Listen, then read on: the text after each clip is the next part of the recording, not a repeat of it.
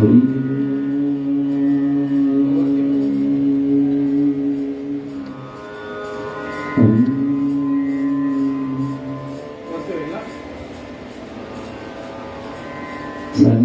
silence.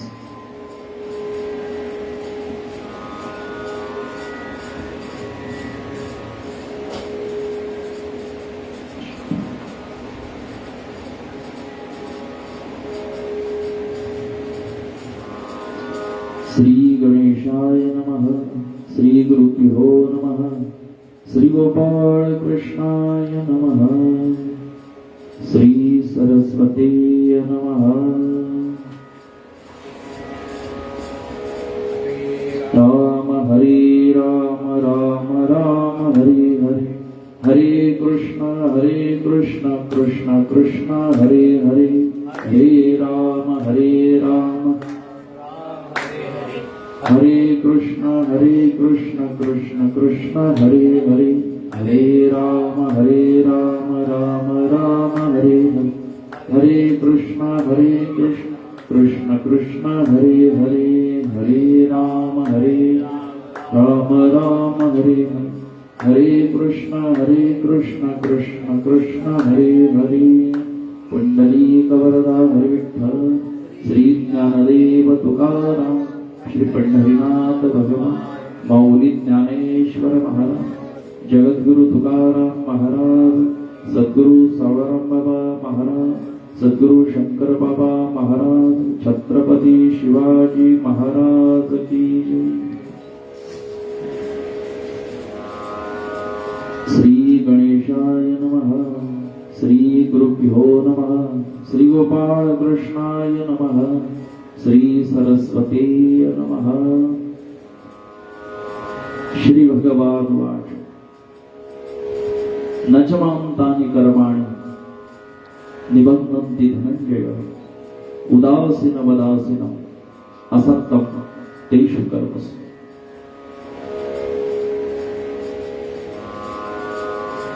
कोणत्याही कार्याला आरंभ करण्यापूर्वी भगवंताचं नामचिंतन करणं अत्यंत आवश्यक। आत्मरूप गणेश स्मरण, सगळ विद्यांचे अधिकरण, ते जीवंतो सृजन श्रीगुरूंचे ते नमस्कारुणी आता। ओम नमो ज्ञानेश्वरा, करुणा करा दयाळा, तुमचा अनुग्रह लाभलो पावन झालो चराचर। मी कळा कसरी काही जणणे बोलतो वचने अति भाविका, तुमचा अनुग्रह लाभलो पावन झालो चराचर। एका जनार्दनी तुमचा दास, त्याची आस पुरवावी, तुमचा अनुग्रह लाभलो पावन झालो चराचरी। काय माझी वाणी मानेल संतासी, रंजव चित्तासी अबोलिया, मस्तक माझा पायावरी, या वारकरी संतांच्या सेवे लागे सेवक झालो, तुमच्या लागलो निज चरणा। प्रस्तुत प्राप्त प्रसंग प्रवचन रूपी सेवे करता निवडलेला श्लोक ग्रंथराज ज्ञानेश्वरीतील 9व्या अध्यायातील 9व्या क्रमांकाचा असून भगवान या श्लोकाच्या माध्यमातून सर्व कर्मांचा कर्ता भगवान असून सुद्धा भगवान सांगतात की या कर्मापासून मला कोणतंही बंधन नाही, मी उदासीनपणे या संपूर्ण जगतामध्ये राहत असतो। श्लोकाचा सरळ अर्थ आपल्या सर्वांच्या समोर या ठिकाणी मांडले। प्रथमतः आज ही सेवा कोणत्या निमित्ताने आहे, सर्वांना जरी या गोष्टीची कल्पना असली तरी सांगणं हे वक्त्याचं आद्य कर्तव्य ठरता येणे। कल्याण तालुका वारकरी संप्रदायाच्या वतीने लाईव्ह फेसबुक प्रवचन सेवा आपल्या सर्वांच्या परिचयाची असणारी आदरणीय परमस्नेही आमचे परममित्र निलेशजी महाराज पाटील मोहिनी यांच्या संकल्पनेतून आणि संपूर्ण कल्याण तालुका वारकरी संप्रदायाच्या संकल्पनेतून जवळजवळ बऱ्याच दिवसापासून या ठिकाणी प्रवचन सेवेचा कार्यक्रम 6 ते 7 या वेळेमध्ये संपन्न होत आहे आणि आज माझ्यासारख्या देखील पामराकडे ही सेवा सुपूर्द केलेली आहे।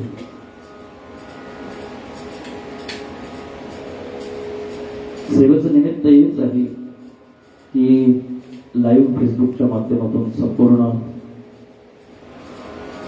प्रदेशामध्ये वारकरी संप्रदायाचा प्रसार, संप्रदायाचे विचार सर्व लोकांपर्यंत पोहोचावे आणि प्रत्येक जीवाचं आत्मकल्याण व्हावं असा एक दृढ संकल्प करून या ठिकाणी या कार्यक्रमाचं आयोजन सर्व मंडळींनी केलेलं आहे आणि निश्चित सर्व मंडळींचं सहकार्य, सर्वांच्या कमेंट्स या कार्यक्रमाच्या माध्यमातून आपल्यापर्यंत पोहोचत असतात. तेव्हा जी काही सर्व मंडळी या ठिकाणी श्रवण करत असते सर्वांच्या चरणावर मी माथा विनम्र करतो आणि माझ्या प्रवचन रूपी सेवेकडे पळतो. आपल्या सर्वांना ज्ञात आहे की आपण सर्व मंडळी या संप्रदायामध्ये आलो. याचं महत्वाचं कारण म्हणजे मोठ्यांचे आशीर्वाद, मोठ्यांनी केलेलं मार्गदर्शन. आज मी या ठिकाणी आपल्या सर्वांच्या समोर ही सेवा करतो. याचं महत्वाचं कारण म्हणजे माझ्यावर केलेली सावळाराम बाबांची कृपा. सावळाराम बाबांनी जर हा मार्ग दाखवला नसता तर आज या ठिकाणी आपल्या सर्वांच्या समोर नसतो.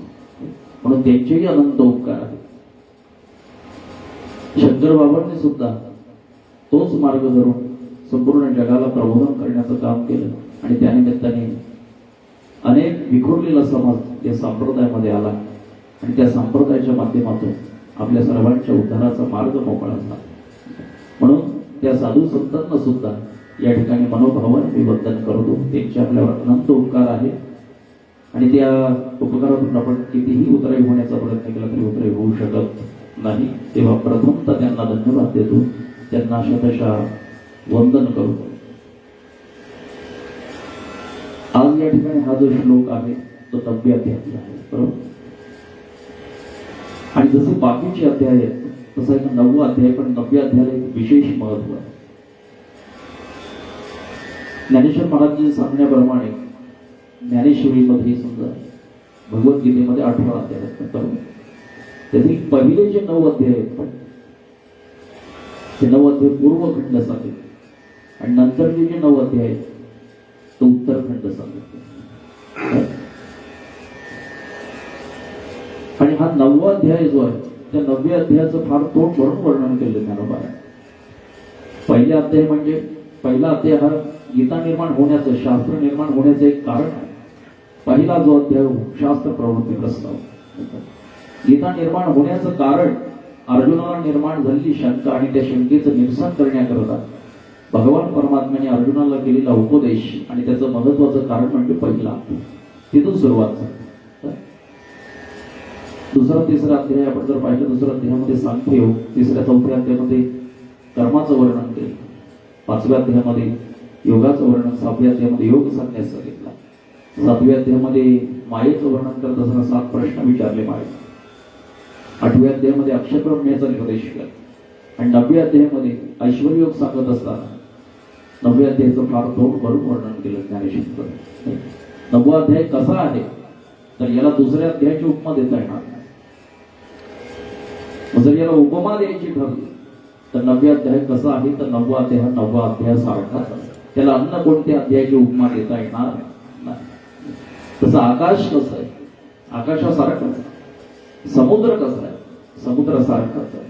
राम रावणाचं युद्ध कसं झालं तर त्या युद्धाला सुद्धा दुसऱ्या अध्यायाची उपमा देता येणार नाही. मग ते युद्ध त्या युद्धासारखंच आहे. गगनम गगनाकारम सागरा सागरोपमा राम रावण युद्धम, राम रावण युद्धम. म्हणजे 9वा अध्याय कसा आहे, 9वा अध्यायासारखाच आहे. त्याचं कारण असं आहे, ज्ञानोबाने वर्णन करतात की जसं संपूर्ण महाभारतामधून सारांश निघाला ते 700 श्लोक गीतेमध्ये, महाभारताचा संपूर्ण सारांश 700 श्लोक गीतेमध्ये आहे आणि 700 श्लोक गीतेचा जो सारांश आहे तो या एकट्या 9व्या अध्यायामध्ये आलेला आहे. ज्ञानोबाने स्वतः सांगतात, जे शब्द ब्रह्म असंख्याक आहे, जे तुला काही अभिप्रावपिके ते महाभारत एके लक्ष तुळे. जे आगवाचे महाभारत आहे ते लाभो श्रीकृष्ण अर्जुन वाचोक्ती, जो अभिप्राव सदशती तो एक लाची नवमी, म्हणून नवमीची अभिप्राय तो सहसा मुद्रा लाभ. म्हणजे संपूर्ण महाभारताचा सारांश 700 श्लोक गीतेमध्ये आणि 700 श्लोक गीतेचा संपूर्ण सारांश या एकट्या 9व्या अध्यायामध्ये आलेला आहे. म्हणून 9व्या अध्यायाला एक विशेष महत्व आहे, कारण या 9व्या अध्यायामध्ये भगवान परमात्म्याने ऐश्वर्य योग सांगितलेला आहे. त्याचं कारण म्हणजे 3 महत्वाच्या गोष्टी या अध्यायामध्ये आलेल्या आहेत.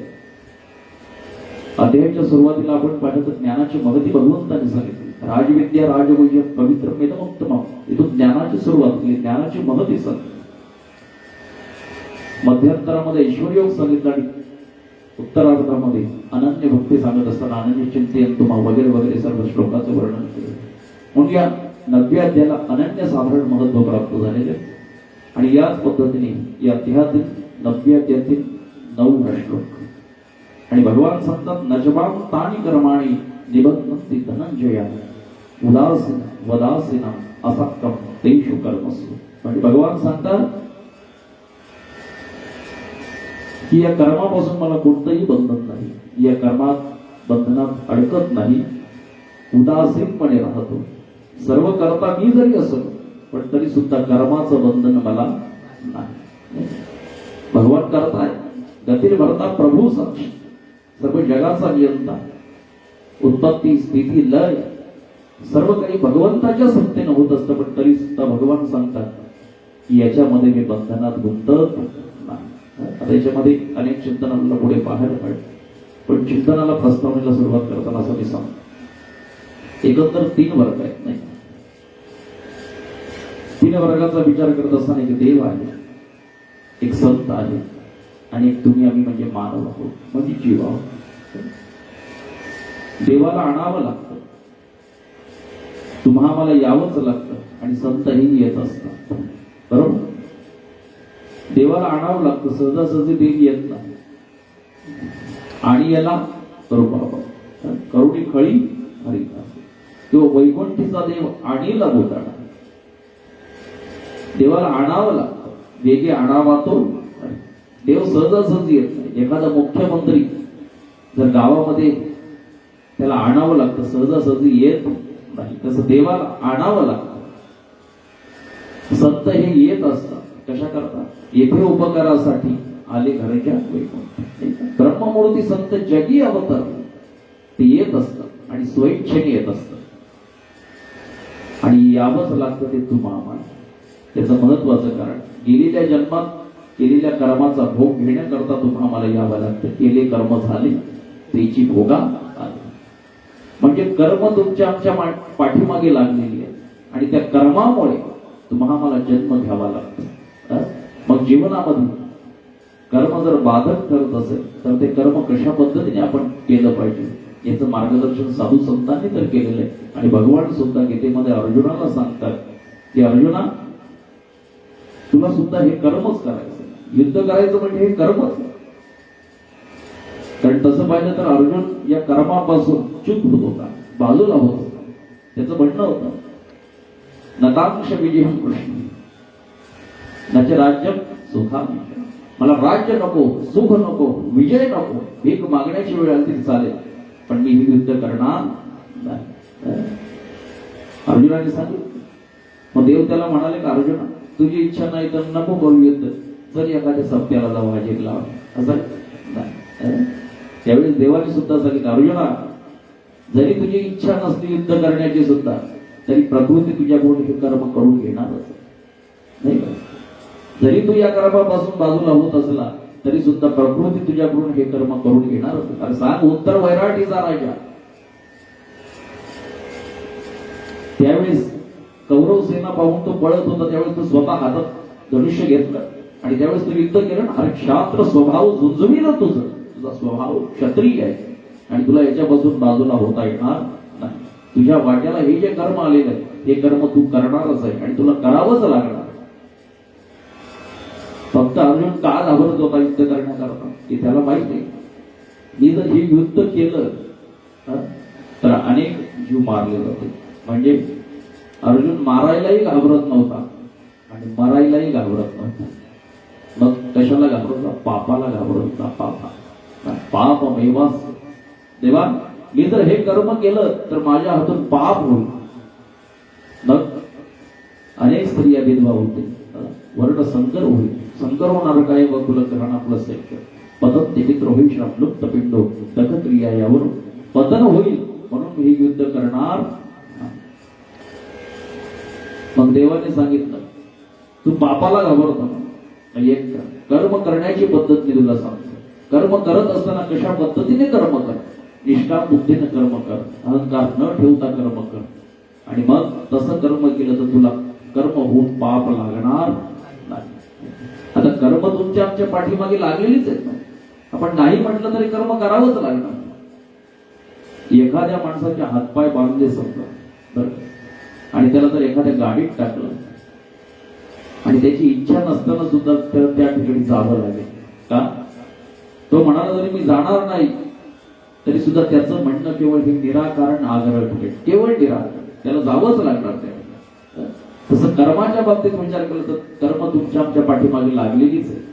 मग ती कर्म जर तुमच्या आमच्या पाठीमागे लागलेली आहे, मग कर्म करत असताना विहित कर्म आणि निषिद्ध कर्म, कर्म जर आपल्या पाठीमागे लागलेली आहेत, मग ती चांगली कर्म का करू नये माणसा? कारण चांगलं कर्म करतानाही तोच त्रास आणि वाईट कर्म करतानाही तोच त्रास. त्रास दोन्हीकडे सारखाच. ज्ञानोबरांनी तर कर्माच्या बाबतीत उदाहरण सांगितले. का शिळा का शिदोरिया दाटणे एक धनंजय. दोन माणसं चालली होती तीर्थयात्रेत आणि एकाच्या जवळ 10-12 भाकरी होते. जवळजवळ 4-5 किलोचं ओझं असेल. दुसऱ्याने विचारलं काय घेतलं? म्हटलं 10-12 भाकरी आहे. किती वजन असेल? 5-6 किलो वजन असेल. मग त्याने काय केलं? त्याने एक दगड घेतला 5-6 किलोचा आणि त्याला उबरड्यात गुंडाळून पाठीवर घेतलं. म्हटलं आता झालं तुझंही ओझं सारखं, माझंही ओझं सारखं. अरे ओझं जर वागवायचंच असेल तर मग भाकरीचं वागवा, दगडाचं कशाला वागवा? जेणेकरून जे मुक्कामाला कुठे कामी तरी ओझंच वागवायचंय तर मग भाकरीचं वागवा. तसं कर्म आपल्याकडून होतच राहणार आहे. मग चांगलं कर्म करा, नाहीतर मग आडबाजूच्या रस्त्याने जाणार तोच त्रास आणि सरळ मार्गाने जाणार तोच त्रास. त्याच्याकरता सुद्धा ना तरी धावावी आडरा ज्ञानोबरांची ओवी आहे. दोन्हीकडे जाताना त्रास सारखाच. आणखी सोपं सांगू का? दारू पिता नाही तोच त्रास बरोबर, आणि दूध पिता नाही तोच त्रास. त्रास सारखा. दारू पिता नाही तोच त्रास आणि दूध पिता नाही तोच त्रास. दोन्हीकडे त्रास जर सारखाच असेल मग दारू प्यावं तर दूध प्यावं. म्हणजे याच्या बाबतीत सुद्धा कर्माचा विचार आहे. तसं चांगलं कर्म असू द्या किंवा वाईट कर्म असू द्या, कर्म करत असताना त्रास हा होतच असतो. मग कोणतं कर्म करायचं याचा विचार आहे. कारण आपल्याला ते कळून येत नाही, कारण मनोमार्गे गेला म्हणून साधू संतांनी ज्या पद्धतीने सांगितलं, भगवान ज्या पद्धतीने सांगतात, अर्जुनाला सुद्धा मार्गदर्शन करत असताना कर्म कशा पद्धतीने केलं पाहिजे याच्याकरता निष्ठा बुद्धीने कर्म कर अर्जुना, मग कर्म होऊन तुला पाप लागणार नाही. अहंकार न ठेवता कर्म कर, मी केलं असं मानू नको. आणि कर्मफळाच्या बाबतीत त्याची अपेक्षा सुद्धा ठेवू नको. मग असं जर कर्म केलं तर तुला पाप लागणार नाही. याला मी तुम्हाला एक व्यावहारिक दृष्टीने उदाहरणाने सांगतो कशा पद्धतीने कर्म करायचं. भगवान सांगतात त्या पद्धतीने. एक सावकार होता आणि जुना काळ, जुन्या काळामध्ये बैलगाडीतून प्रवास. सेवक जो होता, नोकर, तो गाडी चालवत होता बैलगाडी आणि मागे मालक बसले. प्रवास चालू होता आणि बाजार होता. बाजारच्या कडेने गेले. बाजारामध्ये आंबे विकायला आणले. ते आंबे आणि आंबे विकत असताना त्या सावकाराने पाहिले आंबे खूप महाग होते. म्हटलं कसे आंबे? म्हटलं 5,000 रुपये डझन. सावकार होता, म्हटलं ठीक आहे, 5,000 रुपये डझन आंबे घेतले आणि आंबे घरी घेऊन जात असताना त्यांनी विचार केला एवढे महागाचे आंबे घेतले, जाता जाता एखादा टेस्ट करून पाहू. म्हणून त्या पिशवीतील एक आंबा त्याने बाहेर काढला आणि टेस्ट करायचा. तो सावकार होता, आपल्यासारखा सामान्य नव्हता. म्हटलं एवढा महागाचा आंबा घेतलाय, साली फेकून द्यायची. म्हणून जसा तो आंबा त्याने टाकला तोंडात अख्खा. आता आंबा कसा असतो? खालून निमुळता असतो ना वरून निमुळता आणि मध्ये फुगीर असतो.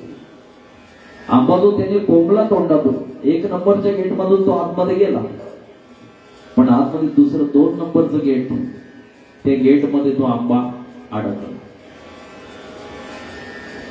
आणि जो आंबा अडकला त्याचा श्वास कोंडला. सेवक पुढे गाडी चालवत होता आणि श्वास कोंडल्यानंतर आवाज करायला लागला सावकार, श्वास गुंतल्यामुळे. सेवकाने मागे वळून पाहिलं, आतापर्यंत सावकार व्यवस्थित होते, म्हटलं आता झालं काय, म्हणून मागे वळून पाहिलं तर श्वास कोंडलेला आहे, हातपाय झटकतात आहे. पण लगेच सेवकाने त्या सावकाराच्या जवळ आले आणि काही एक विचार न करता त्या सावकाराच्या पाठीमध्ये मानगुडीत एक बुक्की मारली आणि बुक्की मारल्याबरोबर तो आंबा बाहेर पडला. आता त्या सावकाराचं दैव एक चांगलं की त्याचा जो सेवक होता तो अति सुशिक्षित नव्हता.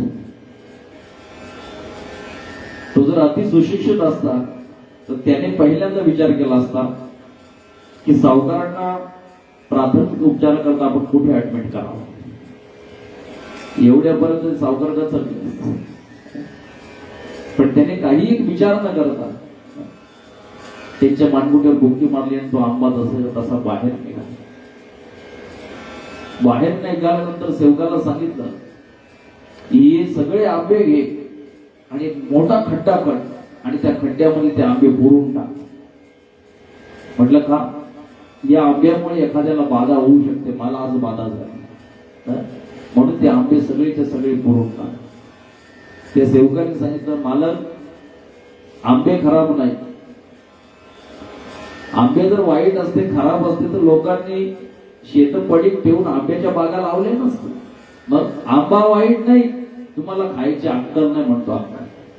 मग आंबा कसा खायचा ते सांगत असताना सेवक त्या मालकाला सांगतो, मालक आंबा कसा खायचा ते तुम्हाला सांगतो. वरची जी साल आहे ती साल सोलून टाकायची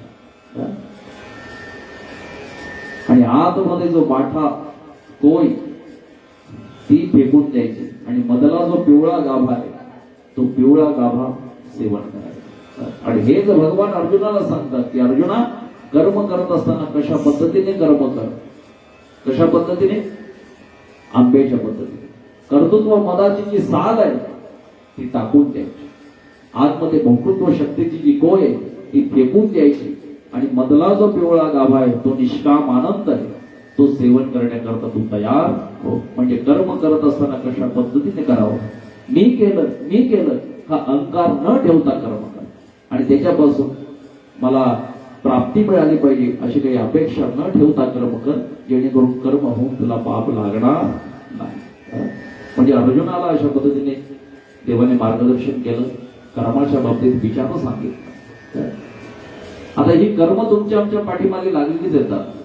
जन्माला यायचं, कर्म करायचं, कर्म केलं की पुन्हा मरायचं, गेलं की पुन्हा जन्माला यायचं, कर्म करायचं, मरायचं, पुन्हा जन्माला यायचं. कर्म कर मर कर मर कर, कर्मर कर कर्मर कर. मग कर्मर कर तर आपल्या पाठीमागे लागलेलीच आहे. मग चांगली कर्म करून आपला उद्धार का करून घ्यायचा. म्हणून तर साधू संत मंडळी सांगतात की बाबांनो असं काही कर्म करा, असं काही कर्म करा की जे कर्म केलं असता आपला उद्धार होईल, त्या कर्माला पुढे नाश नाही. तुकोबाने सांगतात ऐसे का हो न करा काय, पुढे नाही नाश. असं काही कर्म करा की ज्या कर्माला पुढे नाश होणार नाही. कारण स्वतः भगवान सुद्धा सांगतात एखादा माणूस जर जीवनामध्ये सगळी काही कर्म करत असताना चांगली कर्म करत असेल तर त्याला वेगळा परमार्थ करायची काही गरज नाही. त्या कर्माची फुलं जरी मला अर्पण केली तर तेवढ्यानेही भगवान संतुष्ट होतो. स्वतः सांगतात दया सर्वात्मका ईश्वरा, स्वकर्म कुसुमांची अग्निरा, पूजा केली होई अपारा उषा, मग ती ये पूजे रजलेनी आत्मराजे, वैराग्य स्थिती देई बसारी. भगवान सांगतात त्या कर्माची फुलं जरी मला अर्पण केली त्याला वेगळा काही परमार्थ करायची काही गरज नाही. म्हणजे कर्माच्या बाबतीत जर आपण विचार केला तर कर्म प्रत्येकाच्या पाठीमागे लागलेलीच आहे. मग कर्म जर पाठीमागे लागलेली तर ती कर्म चांगली का करू. मग ते कर्म करत असताना कशा पद्धतीने करावं भगवान सांगतात की बाबा मी जरी सगळ्या सृष्टीचा करता जरी असलो तरी या कर्माच्या बंधनात मी अडकत नाही. मी कसा राहतो उदासीन प्रमाणे. उदासीन म्हणजे साधू संत जसे संसारामध्ये राहतात भक्त ऐसे जाणं जे देही उदास, त्या पद्धतीने राहिलं पाहिजे. त्याच्यामध्ये राहायचं पण त्याच्यात गुंतायचं नाही. जसं साधू संतांनी संसार केला अलिप्त कमळ जळी जायचे, म्हणजे सत्यवादी कधी संसार सकाळ पाण्यामध्ये कमळ आहे पण ते कमळ पाण्यापासून अलिप्त राहत. अलिप्त कमळ जळी जायचे तैसे असावे संसार. या न्यायाने साधू संतांनी जसा संसार केला पण संसाराला चिकटले नाही. तसं तुम्ही आम्ही कर्म करत असताना त्या कर्मापासून आपल्याला बंधन होता कामा. आणि भगवान तेच सांगतात की बाबा मी कर्म करत असतात ज्ञानोबरांनी त्याच्यावर सुंदर उदाहरण दिली. आणि सुटलिया सिंधू जळाचा लोटू न शके धरू संतवाचा घाटू तिची सकळ कर्मा मीच शेवटू ती काही बांधे ती माते. सिंधू जळाचा लोटू म्हणजे समुद्राच्या लाटा आणि त्या लाटा अळवण्याकरता मिठाचा बांध घातला. मिठाचा बांध त्या मोठ्या मोठ्या लाटा अडवू शकेल का? ते मीठ कुठून आलं? समुद्रातूनच ते मीठ आलं पण ते मीठ त्या पाण्याला थांबवू शकत नाही. तसं भगवान सांगतो ही सगळं कर्म माझ्यापासून उत्पन्न झालं. मी जरी या सगळ्या सृष्टीचा या प्रकृतीचा भरता जरी असलो तरी या कर्माचं बंधन मला नाही. का? सगळ्या कर्मापासून मी अलिप्त आहे. नमाम कर्माणी लिंपंती या नाही मला या कर्माचं बंधन होत नाही. आणि माणूस बंधनात का गुंततो? कर्मामुळेच गुंततो. कर्माचं बंधन आहे ना. कर्माचे बंधनाचे प्रकार सांगत असताना 6 प्रकार सांगितले त्याच्यामध्ये कर्माचंही बंधन सांगितलं. माणूस गुंततो बंधनात का? कर्मामुळेच गुंतत असतो. आणि भगवान सांगतात या सगळ्यापासून मी अलिप्त राहतो याच्यामध्ये उदासीन प्रमाणे राहतो आणि म्हणून मला कर्माचं बंधन होत नाही. आणखी पुढे सांगितलं धूम्र राजाची पिंजरी वाजती या वायूत जरी होकारी का सूर्यबिंबा माझारी आधारी गेली. ढग असतात, ढग आणि वारा. ते ढग वाऱ्याला काही अडवू शकत नाही. जसा वारा जाईल त्या पद्धतीने त्या वाऱ्याच्या दिशेने त्यांना जावं लागतं. किंवा अंधार सूर्याच्या किरणांमध्ये लपून राहू शकत नाही.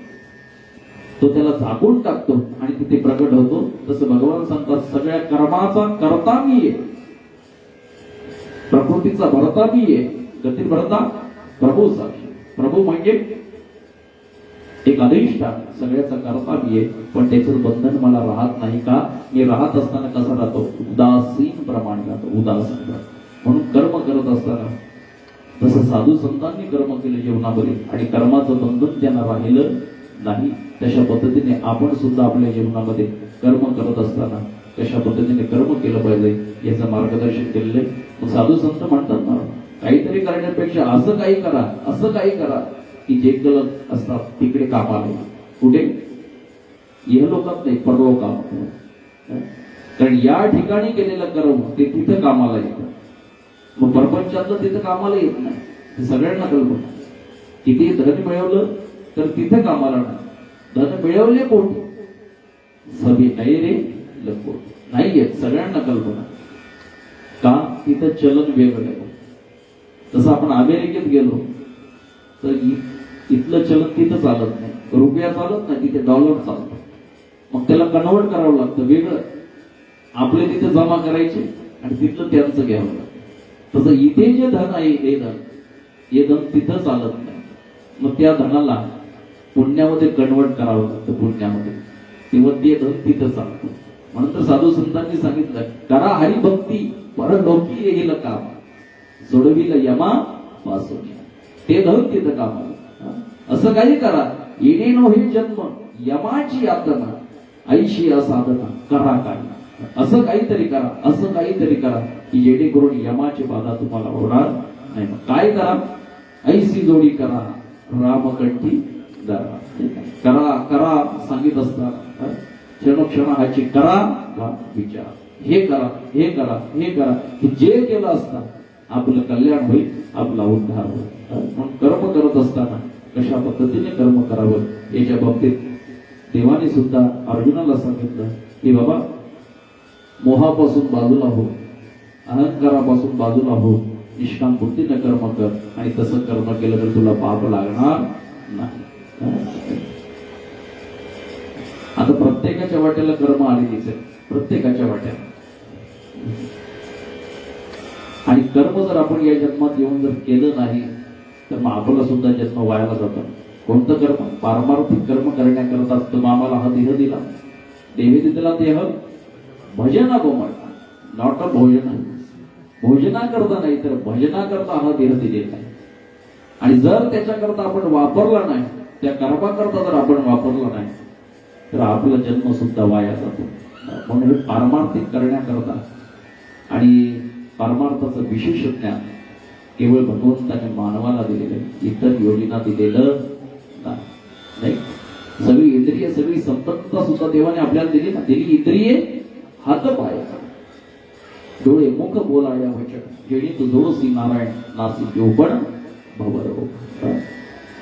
बरं, ज्ञान सुद्धा दिलं परमार्थाचं. बाहुले मनुष्य देईल तिचं ज्ञान घातले पाहिजे, म्हणजे परमार्थाचं ज्ञानही दिलं, सगळी इंद्रिय सुद्धा दिली.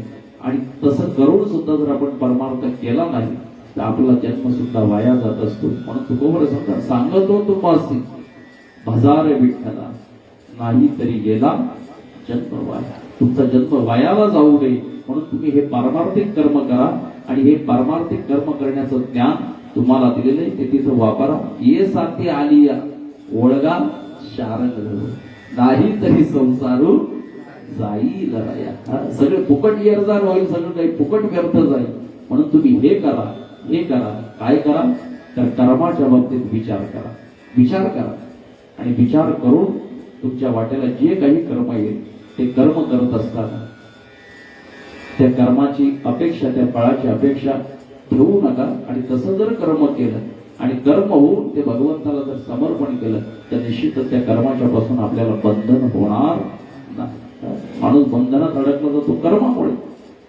अनेक ठिकाणी आपण पहा, क्षुल्लक क्षुल्लक गोष्टीवरून, क्षुल्लक कारणावरून माणूस अडकला जातो, अडकतो. पण दुसरं कोणी अडकवतं का? आपलं आपण बांधावी लागत, आपलं वाटोळ आपणच करतो, दुसरं कोणी करत नाही. दुसरं कोणी कितीही करण्याचा जरी प्रयत्न केला तर आपल्या नशिबात जसं असेल आणि आपल्या हाताने आपण आपलं वाटोळ करतो. आपलं वाटोळ जर आपण केलं मग आपलं कल्याण त्या दुसऱ्याने करायचं का? समजा माझ्या डोक्यावर एखादा भारा असेल, तो भारा एखादा दुसरा कोणी घेईल, अमृत बाबा तुम्ही समजा घ्या. पण मला जर भूक लागली तर माझ्या जागी तुम्ही जेवून चालेल? मग मला जर भूक लागली तर माझं मलाच जेवावं लागेल. तसं आपलं वाटोळं आपण केलं मग आपलं कल्याण त्या दुसऱ्यात नाही, आपलं आपल्यालाच करावं लागेल. म्हणून ज्ञानोबराय सांगतात, भावांनो, आपुली आपण करा सोडवण, संसार बंधन तोडा. संसार बंधन, हे संसार बंधन जर तोडायचं असेल तर आपली आपण सोडवण करायची असेल तर त्याच्याकरता काय करा? रामकृष्ण नामे ये दोन्ही साजे हृदय मंदिरी स्मरा कार्य. म्हणजे जिथे जिथे मार्गदर्शन केलं, काय करा काय करा, ते करत असताना आपल्या जीवनामध्ये आपण कोणतं कर्म केलं पाहिजे त्याच्या बाबतीत विचार सांगितला. मग भगवंताचं नाव आपण घेतलं तर त्याच्यावरून कळतं की आपल्याला अहंकार नाही, आपण सगळेजण त्याची लेकर आहोत, त्याने आपल्याला जन्म दिलेला आहे, म्हणून आपण त्याचं चिंतन केलं पाहिजे. जेणे हा जीव दिला आता, कोणाच्या तरी चरणाजवळ आपण झुकलो, शरण आलो की मग आपला अहंकार नष्ट होतो.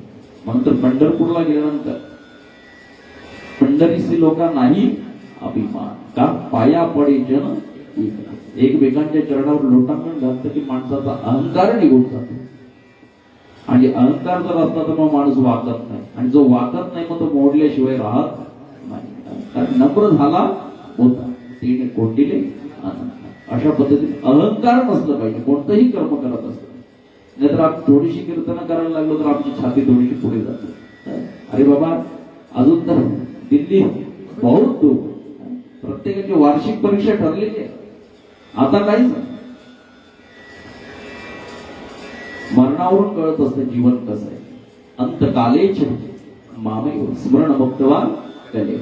वार्षिक परीक्षा प्रत्येकाची ठरलेली आहे आणि त्या वार्षिक परीक्षेमध्ये जो उत्तीर्ण झाला त्याचं खरं जीवन सफल झालं. मग अंतकाळी हरी आला मुखा, तुका म्हणे सुखा वारा. मग त्याच्याकरता अंतकाळी नाम येण्याकरता जीवनामध्ये कर्म करत असताना त्या भगवंताला अधिष्ठान ठेवून आपण कोणतंही कर्म केलं पाहिजे, म्हणजे निश्चितच आपल्या जीवनामध्ये कोणतंही बंधन येणार नाही. भगवान सुद्धा या ठिकाणी अर्जुनाला तेच सांगतात की बाबा, एरवी ये प्रकृती विकारी, एक मीची आधी अवधारी, परी उदासनाची अपरी करीना करी. आता भगवान ही सगळी सृष्टी भगवंता निर्माण केली. उत्पत्ती स्थिती लय सगळं त्याच्या हातामध्ये, सगळं त्यांनी निर्माण केलं.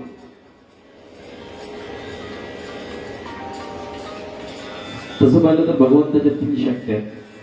कर्तुम शक्ती, अकर्तुम शक्ती आणि अन्यथा कर्तुम शक्ती. आता हे सगळं जग चालवत असताना सगळं जग मायेच्या स्वाधीन केलेलं आहे, मायेच्या स्वाधीन. कारण कर्तुम शक्ती भगवान स्वतः करत होते. अकर्तुम शक्ती म्हणजे स्वतः नाही पण त्याच्याशिवाय होत नाही. आणि अन्यथा कर्तुम म्हणजे दुसऱ्याच्या हातातून करून घेतो. अन्यथा स्वतः नाही करत, दुसऱ्याकडून करून घेतो. जसं पाहणं एखाद्या नगराला एखादं नाव दिलं जातं, कोणत्याही नगराला एखादं नाव दिलं जातं, मग ते आणते का तिथे बांधायला? त्यांनी विटा आणल्या होत्या? नाही. का त्यांचं नाव दिलं का? त्यांनी काही केलं नाही पण त्यांच्याशिवाय झालं नाही. तसं भगवान स्वतः काही करत नाही आणि त्याच्याशिवाय होत नाही, तर तो करतो मायेच्या द्वारा करतो, मायेच्या द्वारा. म्हणून त्याच्यामध्ये त्याला बंधन राहत नाही. कर्तुम शक्ती स्वतः करतो, अकर्तुम शक्ती स्वतः नाही करत आणि अन्यथा करतो, दुसऱ्याकडून करून घेतो. आणि याच पद्धतीने या ठिकाणी मायेच्या द्वारा तुम्ही आम्ही सर्वजण मायेमध्ये गुंतलेलो आहोत आणि त्यामुळे मायेमुळे तुम्ही आम्ही सर्वजण त्या बंधनात गुंतलं जातो. पण माया ही जशी खोटी असते तसं भगवान सांगतात, मी या ठिकाणी उदासीन राहतो. उदासीन म्हणजे नाही तर काही काही असतात जे देही उदास आपण विचार केला, देहावर उदास. मग देहावर उदास झाले की माणसं आत्महत्या करतात. पण ते उदासीनपणा वेगळा आहे आणि या ठिकाणचा हा जो उदासीनपणा आहे तो वेगळा आहे. उदासीन म्हणजे कर्मापासून उदास. मला त्या कर्माचा अजिबात बंधन नाही आणि त्याच्यापासून मला काही अपेक्षा सुद्धा नाही. भगवान स्वतः सांगतात की बाबा, सगळ्या कर्माचं कारण मी जरी असेल आणि मला कर्म करण्याची इच्छा सुद्धा नाही आणि तसं पाहिलं तर कर्म करण्याची गरज सुद्धा नाही भगवान, पण तरी सुद्धा मी कर्म करीत राहतो असं भगवान सांगतात. आणि कर्माच्या बाबतीत विचार केला तर कर्माने देवानं सुद्धा सोडलं. नामा म्हणे कर्मरेखा देवाधिका सुटे, कर्मे श्रीराम वनवासागे, कर्मे दशरथ वियोगे मेला, रावण क्षय पावला, वियोग घडला सीता. देवाधिकांना सुद्धा चुकलं नाही. म्हणून एक वाक्य नेहमी सांगत असतो की एक वेळ देवाला नाही घाबरलं तरी चालेल पण कर्माला घाबरलं. देव एक वेळ माफ करेल पण कर्म कधीही माफ करणार नाही. कुठेही जा तुम्ही, कर्म तुम्हाला शोधल्याशिवाय राहणार नाही आणि त्या कर्माचं फळ दिल्याशिवाय राहणार नाही. भीष्माचार्यांच्या बाबतीत विचार, साक्षात भगवान ज्यांच्या समोर हात जोडून उभा राहतो पण त्यांना सुद्धा कर्म सुटलं नाही आणि शेवटी शरपंचरी पडावं लागलं. पहा ते पांडव अखंड वनवास नाही, साक्षात भगवान सोबत असताना पण तरी सुद्धा वनवास आणि अज्ञातवास काही त्यांना चुकला नाही.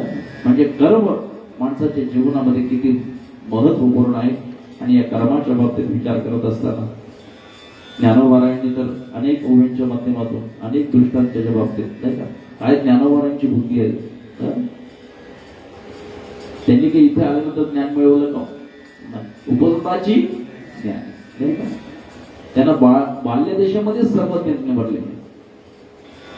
जैसी दशेची वाट न पाहता वैसेची गावा न येता बाळपणीचं सर्वज्ञता वरीत यादे. या ज्ञानोबारांच्या ज्ञानाच्या बाबतीत विचार केला तर काय एक उदाहरण तुमच्या आमच्या समोर मांडलेलं. टिपू ठेवीला परिवरी कवनात येईल नेहमी ना निवारी आणि कवण कवनीय व्यापारी राहटे तेही. म्हणजे हा सगळा व्यापार जरी सगळा निर्माण केलेला असला, दिव्याच्या बाबतीत सुद्धा सांगितलं, दिवा ज्या ठिकाणी पेटलेला आहे त्याच्यामुळे प्रकाश निर्माण होतो. दिवा स्वतः काही करत नाही, पण त्या प्रकाशामध्ये सगळ्यांना कामाला लावतो. सगळी माणसं कामं करतात, पण दिवा फक्त पेटलेला राहतो, तो काही करत नाही, सगळ्यांना फक्त दिशा दाखवतो. तसं भगवान म्हणतात, या कर्मापासून मी अलिप्त आहे, त्या कर्माचं बंधन सुद्धा मला काही अजिबात राहत नाही. म्हणून तो जैसा का साक्षीभूत व्यापार प्रवृत्ती हेतू तैसा भूत कर्मी अनासक्तू मी भूत असे. सगळ्या चराचरांमध्ये जरी मी असलो, पण तरी सुद्धा कर्माचं बंधन मला नाही. सगळ्या चराचरांमध्ये सर्वाघटी राम देहाती, विठ्ठल जळी स्थळी भरणार, इथं ठाव नाही उरला.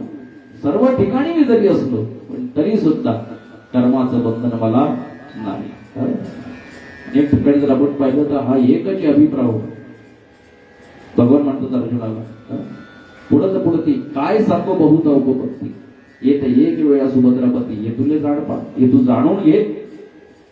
किती वेळा तुला सांगावं, किती सांगावं, काय सांगावं, किती आणखी जर याचं मी सांगत राहिलो तर आणखी वाव काय सांगू, काय सांगू म्हणतात. म्हणून कर्माच्या बाबतीत विचार करत असताना या 90 अध्यायाच्या माध्यमातून भगवान अर्जुनाला सांगतात की अर्जुना नचमाम तानि कर्माणि निबंधन्ते धनंजया उदासीन वदासीन असक्तम तेषु कर्मसि.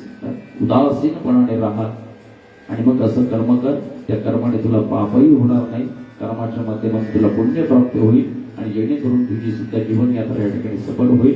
आणि हेच मार्गदर्शन गीतेच्या माध्यमातून तुम्हाला भगवंताने केलेलं आहे. गीता सांगितली अर्जुनाला, पण त्याचा उपभोग, त्याचा उपयोग सगळ्या जगाला झालेला नाही का. म्हणून कारण एकाच्या काही वाढे उभी बहुतांची कोडी. निमित्त अर्जुन आहे, पण सगळ्या जगाला उपदेश करायचा आहे. म्हणून सर्वश्रेष्ठ गीता हा ग्रंथ आणि त्याच्यावर ज्ञानोबांनी केलेली टीका, या सगळ्या उभेच्या माध्यमातून त्यांचंही ज्ञान या ठिकाणी प्रकट झालं. त्या काळाच्या ओघात लोक पावणारं ज्ञान ज्ञानोबांनी हे प्रगट केलं ज्ञानेश्वरीच्या माध्यमातून. लोकले ज्ञान जटी गीत, त्या ज्ञानाने लोक पावणारं ज्ञान ज्ञानेश्वरीच्या माध्यमातून ज्ञानोबांनी या ठिकाणी प्रगट केलेलं आहे. आणि कर्माच्या बाबतीत तुम्हाला सुद्धा विचार समून जीवनामध्ये अशा पद्धतीने काही कर्म करा की जे कर्म केलं असता त्या कर्माचा नाश होणार नाही आणि तुमचा आमचा सुद्धा नाश होणार नाही, जेणेकरून आपली सुद्धा कीर्ती अमर राहील. असं काहीतरी कर्म जेणेकरून तुम्ही करत राहा आणि त्या कर्माच्या माध्यमातून तुम्हालाही पुण्यप्राप्ती होईल. असा एक विचार भगवान अर्जुनाला सांगत असताना त्याच्यातून मार्गदर्शन तुमच्या आमच्या करता काही या ठिकाणी केलेलं आहे. तेव्हा असो, या श्लोकावर थोडक्या मोडक्या भाषेमध्ये बोलण्याचा प्रयत्न केलेला आहे. जवळजवळ आपली वेळ या ठिकाणी संपुष्टात येत चालली आणि आम्हाला पाऊण तासाची वेळ दिली होती. आणि खरोखर या ठिकाणी मी निलेश महाराजांचं मनापासून आभार मानतो की त्यांच्या आज्ञेमुळे या ठिकाणी आपल्या सर्वांच्या समोर येण्याचा योग प्राप्त झाला. जसं जी लाईव्ह कार्यक्रम या ठिकाणी करत असताना मी त्यांना म्हटलं होतं की आमच्या इथे थोडाफार नेटचा प्रॉब्लेम आहे, थोडा रेंजचा प्रॉब्लेम आहे, पण या ठिकाणी अमृते बाबांच्या वतीने आज त्यांच्या घरी येऊन या ठिकाणी हा कार्यक्रम संपन्न होतं. आणि त्याबद्दल अमृते महाराजांना मी खरोखर धन्यवाद देतो. त्यांनी या ठिकाणी ही सगळी व्यवस्था करून ठेवली, मला काही करावं लागलं नाही. सगळं आसन वगैरे ज्ञानेश्वरी ग्रंथ मांडून ज्ञानोबांची प्रतिमा या ठिकाणी मांडून ही सगळी व्यवस्था त्यांनी करून ठेवली. आणि या ठिकाणी ऐकण्याकरता सुद्धा समोर बरीचशी मंडळी बसलेली, सर्वांना या ठिकाणी धन्यवाद देतो. आणि बोलण्याच्या ओघात जर का काही चुका झाली असेल उदाहरण सगळ्यांनी क्षमा करा. बालक वबडा का वापडा विचुका पावली ते थोडी मोबाईल संजय म्हणून माझं लेकर वाटेने बोल तुमची कृपाळू पुण्य तिच्याही वेळ या लागी बोलणं, हे प्रेमाचं बोलणं आहे, अधिकाराचं काही बोलणं. पुणे या ठिकाणी या कार्यक्रमाचं नियोजन कल्याण तालुका वारकरी संप्रदाय या सर्व मंडळी या ठिकाणी या कार्यक्रमाचं नियोजन केलेले, तेव्हा त्यांना सुद्धा धन्यवाद देतो. आणि त्यांच्यामुळे या ठिकाणी आपल्या सर्वांच्या समोर येण्याचा प्राप्त झाला. आपल्या सर्वांचे आशीर्वाद माझ्या पाठीशी असत राहू, आपल्या सर्वांचं प्रेम माझ्यावर असत राहू.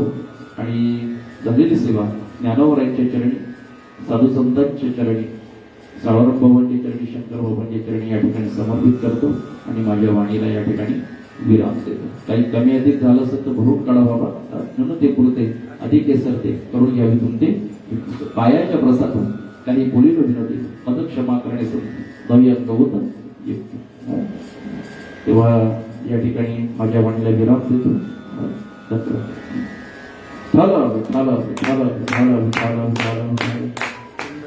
कुंडलीक वरदा हरी विठ्ठल श्री ज्ञानदेव तुकाराम पंढरीनाथ भगवान माऊली ज्ञानेश्वर महाराज की जय. जगद्गुरु तुकाराम महाराज की. आता विश्वात्मके देवी हिणे वाक्यज्ञ तोषावे दोषोनी मज द्यावे तसायगा. जे खळांची व्यंकटी सांडो दया सत्कर्मी रती वाढो. भूता परस्परी पडो पवित्र जीवांचे दुरितांचे तिमिर जाहो. विश्व स्वधर्म सूर्य पाहो जो देवांचन तो दिलाहो. प्रांजत वर्षत सगळ मंगळी ईश्वर निष्ठांचे मांद्याळी. अनवरत हो मंडळी भेटो तयावता सला कल्पतरुची आरव. चेतना चिंतामणीचे गाव बोलते जे अर्णव. पियुषांचे चंद्रमेजे अलांछन मार्तंडजे तापही. ते सर्वाई सदा सज्जन स्वैर किं बहुना सर्वसुखी. पूर्ण भुवनेति लोके भुजिजो अधिगुरुके अखंडित. आडी ग्रंथोपजीवीये विशेष लोकीये दृष्टादृष्ट विजय भुवा. एत म्हणे श्री विश्वेश्वराव हा होई गदान पसाव. येणे वरे ज्ञान देव सुखिया. येणे वरे ज्ञान देव सुखिया. येणे वरे ज्ञान देव सुखिया. पुंडलीक वरदा हरी श्री ज्ञानदेव तुकाराम पंढरीनाथ भगवान माऊली ज्ञानेश्वर महाराज की जय. जगद्गुरु तुकाराम महाराज, सद्गुरु सावळराम बाबा महाराज, सद्गुरु शंकर बाबा महाराज की जय. जय श्रीराम.